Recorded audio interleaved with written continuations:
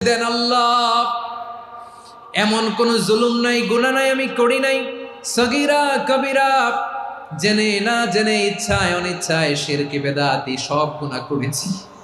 আল্লাহ, আকাশের নিচে জমিনের উপরে আমার চেয়ে বড় গুনাহগার আর কেউ নাই।